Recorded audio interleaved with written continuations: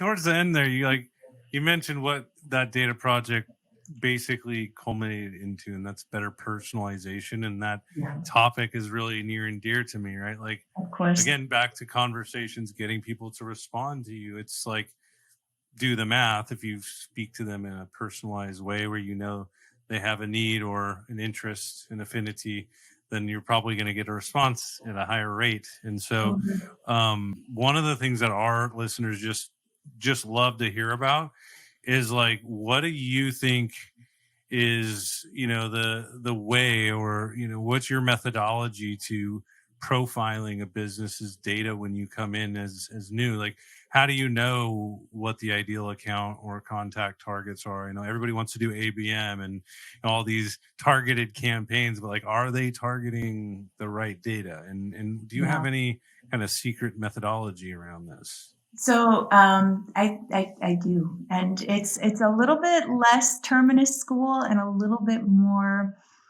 solution selling, right? So I kind of omitted a piece, probably an important piece in the journey for me.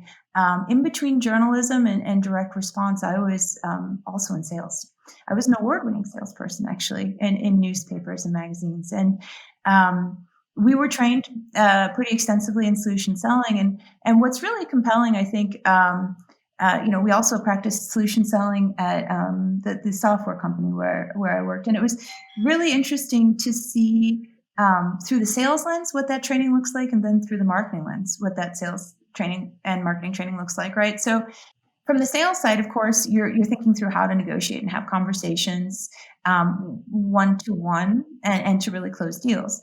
On the marketing side of things, you're figuring out how to speak one to many, but make it still feel one to one. And that's something that Marketo does really well. I mean, if you don't design messaging and content that feels like you're talking at someone, but rather that you're talking with them, suddenly you're in the drift model. You're in that CQL, conversation qualified lead sort of school of thought, where instead of just trying to move people through a marketing funnel without touching or talking to them, suddenly, it's a very powerful thing when you actually want a two-way conversation, right? And I think solution selling for marketing really helps me look more at people than it does at data, right?